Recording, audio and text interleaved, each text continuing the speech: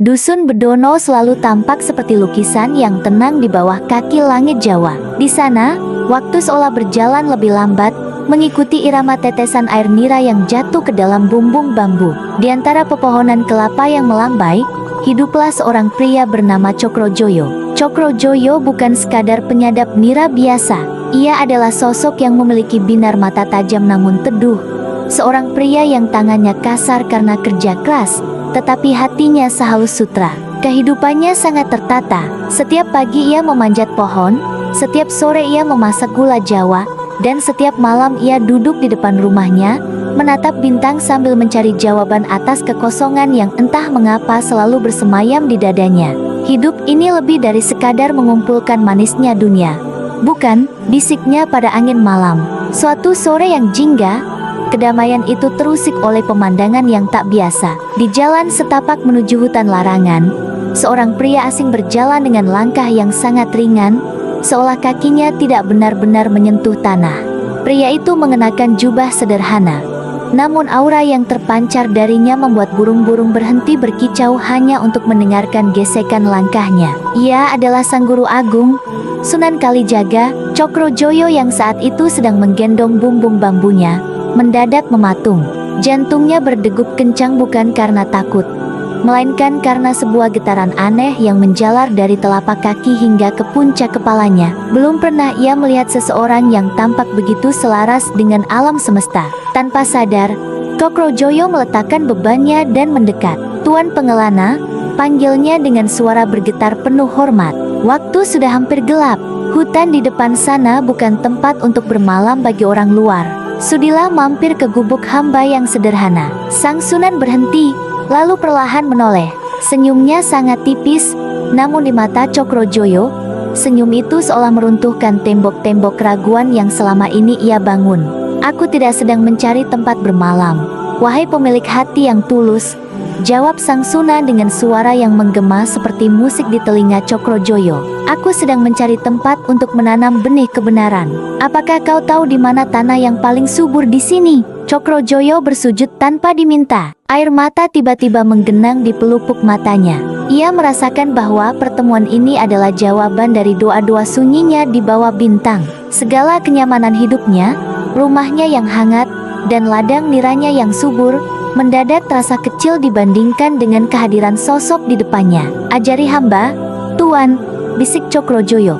"Hamba memiliki segalanya di desa ini, namun merasa tidak memiliki apa-apa di dalam sini." Ia menyentuh dadanya sendiri. Sang Sunan menatap ke arah hutan larangan yang mulai diselimuti kabut tebal. Di sana, pepohonan raksasa berdiri seperti penjaga gerbang dimensi lain. Jalan menuju cahaya tidaklah manis seperti nira yang kau sadap, Cokrojoyo. Ia penuh dengan sunyi yang memekakan dan ujian yang membakar. "Hamba siap," jawab Cokrojoyo mantap, tanpa tahu bahwa kata-kata itu akan mengubah seluruh takdir hidupnya selamanya. Malam itu, di bawah saksikan rembulan yang perak, Cokrojoyo meninggalkan semua kemapanannya. Ia mengikuti langkah sang guru menuju kegelapan hutan larangan, meninggalkan desa yang tenang menuju sebuah pengabdian yang akan menguji batas kemanusiaannya. Meninggalkan desa yang tenang menuju sebuah pengabdian yang akan menguji batas kemanusiaannya. Cokrojoyo merasakan hawa dingin yang tak wajar mulai membelai tengkuknya. Hutan larangan bukanlah sekadar rimbun pepohonan. Tempat ini adalah titik di mana batas antara dunia nyata dan dunia yang tak kasat mata menjadi tipis. Suara burung hantu terdengar seperti peringatan, dan kabut yang menyelimuti kaki mereka terasa seberat timah. Di tengah sebuah celah kecil di antara akar raksasa pohon beringin yang menjulang, Sang Guru Agung mendadak berhenti. Beliau berbalik, menatap langsung ke dalam jiwa Cokrojoyo dengan tatapan yang seolah mampu menembus masa depan. "Cokrojoyo," suara Sang Sunan memecah kesunyian, begitu tenang namun berwibawa. "Kesungguhan bukan diukur dari berapa jauh kaki melangkah, melainkan dari berapa teguh hati menetap. Apakah kau benar-benar ingin menjadi saksi atas kebenaran?" Cokrojoyo berlutut, menundukkan kepala sedalam-dalamnya. "Hamba menyerahkan seluruh sisa nafas hamba untuk bimbingan Tuan."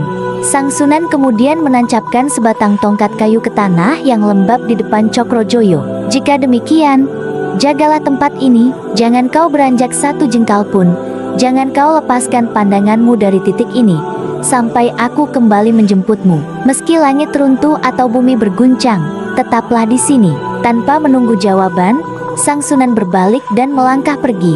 Bayangannya perlahan memudar di telan kabut, hingga akhirnya Cokrojoyo benar-benar sendirian di jantung hutan yang paling angker. Awalnya, kesunyian itu terasa damai. Namun, seiring berjalannya waktu, kegelapan mulai berbicara. Angin yang tadinya lembut berubah menjadi raungan yang memekakan telinga, membawa aroma tanah basah dan sesuatu yang asing. Dari balik semak-semak yang gelap, muncul pendaran cahaya merah yang bukan berasal dari api. Itu adalah mata-mata dari penghuni lama hutan ini yang merasa terusik. Tiba-tiba, tanah di bawah duduknya mulai bergetar. Akar-akar pohon di sekitarnya seolah bergerak seperti ular, mencoba membelit kakinya. Tekanan atmosfer di tempat itu meningkat pesat, membuat dadanya terasa sesak seolah sedang dihimpit oleh gunung besar. Ini bukan sekadar ujian fisik, ini adalah serangan terhadap mentalnya. Sebuah bisikan gaib yang berat dan parau menggema di dalam kepalanya. Tanpa ada sosok yang terlihat. "Pergilah, manusia kecil. Guru yang kau banggakan itu takkan pernah kembali. Kau hanya ditinggalkan untuk menjadi santapan bagi sunyi." Cokrojoyo memejamkan mata rapat-rapat. Keringat dingin mengucur deras di keningnya. Logikanya mulai memberontak. Mengapa ia harus menunggu seseorang yang mungkin tidak akan ingat jalan pulang? Mengapa ia harus mempertaruhkan nyawa di tengah hutan yang penuh ancaman ini hanya untuk sebatang tongkat kayu? Namun, setiap kali keraguan itu muncul, ia mengingat binar mata Sang Sunan. Ia peringat akan janjinya sendiri. Ia memilih untuk menutup inderanya dari teror dunia luar dan memusatkan seluruh kesadarannya pada napasnya. Ia tidak akan lari, ia tidak akan ingkar. Di saat itulah, sebuah kejadian penting terjadi. Langit di atas hutan larangan mendadak berubah menjadi merah darah tanpa ada mendung sebelumnya. Petir menyambar tanpa suara, menghantam pohon tepat di sampingnya hingga tumbang. Namun Cokrojoyo tetap bergeming. Ia menyadari satu hal, ancaman ini nyata, dan ia baru saja memulai perjalanan di mana keselamatan nyawanya berada di ujung tanduk. Ancaman ini nyata, dan ia baru saja memulai perjalanan di mana keselamatan nyawanya berada di ujung tanduk. Namun tekad di hatinya justru semakin mengeras seperti baja yang baru saja ditempa. Hari-hari berganti menjadi minggu, dan minggu perlahan merayap menjadi bulan, hingga Cokrojoyo kehilangan hitungan waktu. Tubuhnya yang dahulu tegap kini mulai menyusut. Tulang-tulangnya mulai terlihat di balik kulitnya yang pucat. Namun posisi duduknya tidak berubah sedikit pun, seolah ia telah berakar menjadi satu dengan tanah hutan. Ujian pertama datang dalam bentuk keheningan yang menyiksa.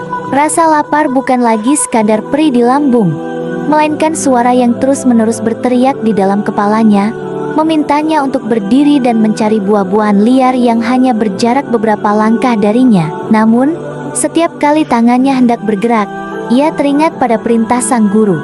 Jangan beranjak satu jengkal pun. Rintangan berat berikutnya muncul bukan dari alam gaib, melainkan dari dunia manusia. Suatu siang yang terik, sekelompok penebang kayu dari desa seberang masuk jauh ke dalam hutan. Mereka membawa kapak dan obor, berencana membuka lahan baru karena tanah desa mereka telah gersang. "Lihat itu, ada orang gila di bawah pohon beringin," teriak salah satu penebang, menunjuk ke arah Cokrojoyo yang duduk mematung dengan rambut yang mulai panjang dan berantakan. Para penebang itu mendekat, mencoba mengajak bicara, namun Cokrojoyo tetap membisu dengan mata terpejam. Mereka menganggapnya sebagai penghuni hutan yang terkutuk. Karena takut dan tidak ingin pekerjaan mereka terganggu oleh pria aneh tersebut, para penebang itu memutuskan untuk membakar semak-semak belukar yang mengelilingi area beringin agar Cokrojoyo pergi dengan sendirinya. "Bakar saja, dia pasti akan lari begitu merasakan panas," seru yang lain. Api mulai dinyalakan. Dalam hitungan menit, semak kering di sekitar Cokrojoyo berkobar. Asap hitam yang pekat mulai mengepung napasnya, membuat paru-parunya serasa ditusuk oleh ribuan jarum tak kasat mata. Panas mulai menjalar, membakar ujung kain pakaiannya yang kumal. Namun, di tengah kepungan asap dan panas yang menyesakan, Cokrojoyo justru menetapkan sebuah tujuan baru yang lebih dalam. Ia tidak lagi menunggu sang guru hanya karena sebuah janji, melainkan karena ia ingin membuktikan bahwa cinta dan ketaatan kepada cahaya kebenaran jauh lebih kuat daripada rasa takut akan kematian. Ia menarik napas dalam-dalam, menghirup udara yang bercampur abu, dan masuk ke dalam meditasi yang lebih dalam. Di dalam pikirannya, ia membangun sebuah istana air yang sejuk, mencoba mengabaikan kenyataan bahwa api hanya berjarak beberapa inci dari kulitnya. Rintangan ini bukan lagi tentang fisik, melainkan tentang bagaimana ia menjaga api di dalam hatinya agar tidak kalah oleh api yang membakar hutan tersebut. Para penebang itu lari ketakutan saat melihat pria itu tetap bergeming di tengah asap yang semakin pekat. Mereka yakin pria itu akan binasa. Cokrojoyo kini benar-benar sendirian, terkunci dalam sebuah pertempuran batin yang mustahil, di mana setiap detik yang berlalu adalah rintangan yang sanggup menghancurkan kewarasan manusia biasa. Setiap detik yang berlalu adalah rintangan yang sanggup menghancurkan kewarasan manusia biasa, dan kini, alam semesta seolah sedang menagih janji terakhir dari napas Cokrojoyo. Angin kencang tiba-tiba bertiup, seolah sengaja memberi napas bagi api yang tadinya hanya merayap di semak belukar. Kini melonjak tinggi menjadi lidah-lidah raksasa yang menjilat dahan pohon beringin. Langit tertutup jelaga, abu panas turun seperti salju hitam yang menghujani tubuh kurusnya, dan suara retakan kayu yang terbakar terdengar seperti jeritan ribuan nyawa. Cokrojoyo berada di tengah pusaran neraka kecil. Panas yang menyengat mulai melelehkan ketahanannya. Kulitnya terasa seperti ditarik paksa, dan oksigen di sekitarnya habis dilalap api. Dalam kondisi ini, insting bertahan hidup yang paling mendasar di dalam otaknya berteriak, "Lari, satu langkah saja ke arah sungai, dan kau akan selamat." Inilah kegagalan terbesar dari segala usahanya. Ia telah mencoba bertahan dengan kekuatan tekad, mencoba membayangkan kesejukan, namun fisik manusianya mulai menyerah. Ia merasa tubuhnya mulai ambruk ke arah tanah. Di saat kritis itu, godaan terakhir muncul bukan dalam bentuk makhluk gaib yang menyeramkan, melainkan dalam bentuk bayangan kebahagiaan masa lalunya. Aroma masakan di rumahnya, tawa kawan-kawannya di desa, dan manisnya air nira yang segar.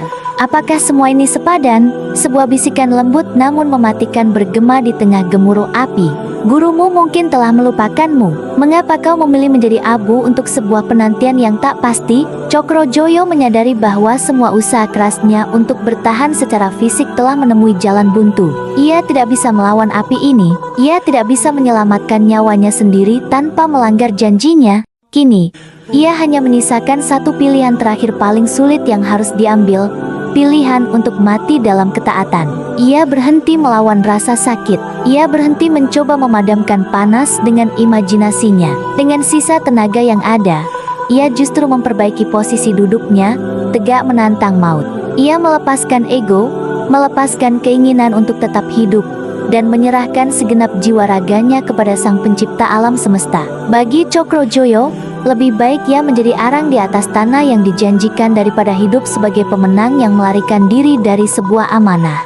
Saat lidah api mulai menyentuh kulit lengannya dan menyulut seluruh pakaiannya, Cokrojoyo tidak lagi berteriak. Ia tersenyum dalam kesunyian yang mistis. Ia membiarkan dirinya ditelan sepenuhnya oleh kobaran merah yang membara, menghilang di balik dinding api yang menutup pandangan dunia darinya. Di mata siapapun yang melihat, itu adalah akhir dari segalanya.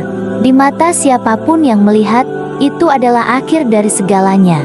Namun di balik dinding api yang membubung tinggi, terjadilah sebuah keajaiban yang tak mampu dijelaskan oleh kata-kata. Saat Cokrojoyo menyerahkan seluruh hidupnya secara total, rasa panas yang tadinya menyiksa perlahan berubah menjadi sebuah pelukan yang dingin dan menyejukkan. Ia merasa seolah-olah sedang duduk di tengah taman yang dipenuhi embun pagi. Sementara di dunia luar, hutan larangan telah berubah menjadi lautan arang yang menghitam. Berbulan-bulan kemudian, awan hitam sisa pembakaran telah menghilang, digantikan oleh langit biru yang jernih. Seorang pria dengan langkah yang tenang kembali ke tempat yang sama. Sunan Kalijaga berdiri di depan gundukan abu dan sisa batang pohon yang telah hangus. Beliau menatap ke arah tempat ia menancapkan tongkat kayu itu dahulu. Dengan sebuah gerakan lembut, Sang Sunan mengibaskan jubahnya ke arah gundukan abu tersebut. Angin berhembus kencang, menerbangkan debu-debu hitam yang menutupi sebuah sosok. Di sana, di tengah kehancuran, Cokrojoyo masih duduk bersila. Tubuhnya tidak hancur. Kulitnya memang berubah warna menjadi hitam legam seperti kayu yang terpanggang, sebuah tanda fisik dari ujian api yang ia lalui, namun ia masih bernapas dengan sangat tenang. Pakaiannya yang dahulu lusuh kini telah menyatu dengan kulitnya yang menghitam, menciptakan sosok baru yang memancarkan aura kebijaksanaan yang amat dalam. "Bangunlah, wahai muridku yang setia," suara Sunan Kalijaga bergema, penuh dengan kasih sayang seorang ayah. Cokrojoyo perlahan membuka matanya. Binar matanya kini bukan lagi binar mata seorang penyadap nira yang bingung, melainkan binar mata seorang arif yang telah melihat rahasia langit. Ia melihat sang guru berdiri di depannya, tepat seperti saat beliau pergi. "Tuan!" Suara Cokrojoyo terdengar berat namun jernih. Ia mencoba menggerakkan tangannya yang kini tampak seperti kayu ukiran. "Engkau telah melalui ujian yang bahkan gunung pun tak sanggup menanggungnya," ujar sang Sunan sambil membantunya berdiri. "Mulai hari ini, kau bukan lagi Cokrojoyo si penyadap nira. Engkau adalah Sunan Geseng." Nama itu akan menjadi pengingat bagi dunia bahwa raga boleh menghitam terbakar, namun jiwa yang suci akan tetap utuh meski dihantam cobaan yang paling membara. Cokrojoyo bersujud syukur. Air mata jatuh dari kelopak matanya, membasahi pipinya yang hitam. Ia menyadari bahwa pilihan terakhirnya yaitu menyerah kepada takdir di tengah api bukanlah sebuah kekalahan, melainkan sebuah kemenangan mutlak atas rasa takutnya sendiri. Ia telah mati sebagai manusia biasa dan bangkit sebagai penjaga cahaya yang baru. Ia telah mati sebagai manusia biasa dan bangkit sebagai penjaga cahaya yang baru, membawa sebuah kedamaian yang tidak lagi bisa digoyahkan oleh badai manapun. Sunan Geseng berdiri di samping gurunya, menatap sisa-sisa hutan yang meranggas, namun di matanya, tempat itu kini tampak seperti tanah yang diberkati. Ia tidak lagi membawa beban keinginan duniawi. Setiap hembusan napasnya kini adalah pengabdian kepada Sang Pencipta yang telah menyelamatkannya dari maut. Kabar tentang manusia yang tak hangus segera tersebar luas ke seluruh pelosok negeri. Penduduk desa yang dahulu sempat membakar hutan itu datang dengan rasa sesal yang amat dalam. Mereka bersujud di hadapan pria berkulit hitam itu, memohon maaf atas kebodohan mereka yang telah mencelakainya. Namun, Sunan Geseng menyambut mereka bukan dengan amarah atau kesombongan. Ia justru tersenyum dan mengangkat tangan mereka agar berdiri sejajar. "Janganlah kalian meminta maaf kepada debu yang hitam ini," ucapnya lembut. "Api itu adalah guru bagiku. Ia membakar keraguan di hatiku, menyisakan hanya ketaatan yang tulus. Jika kalian ingin belajar, belajarlah bagaimana menjaga api di dalam dada agar tetap hangat untuk sesama, bukan untuk menghanguskan sesama." Sejak saat itu, Sunan Geseng mendedikasikan hidupnya untuk berjalan dari desa ke desa. Ia tidak membawa pedang, tidak juga membawa kekayaan. Senjatanya hanyalah ketulusan dan ketenangan yang luar biasa. Ia mengajarkan bahwa setiap manusia akan menghadapi hutannya masing-masing, tempat di mana mereka akan diuji oleh kesunyian, rasa takut, dan api penderitaan. Namun, bagi mereka yang memegang teguh janji dan iman, api tersebut tidak akan menghancurkan, melainkan justru akan memurnikan jiwa. Pelajaran besar dari perjalanan Sunan Geseng adalah tentang penyerahan diri yang total. Seringkali, kita gagal meraih tujuan karena kita terlalu keras menggenggam ego kita sendiri.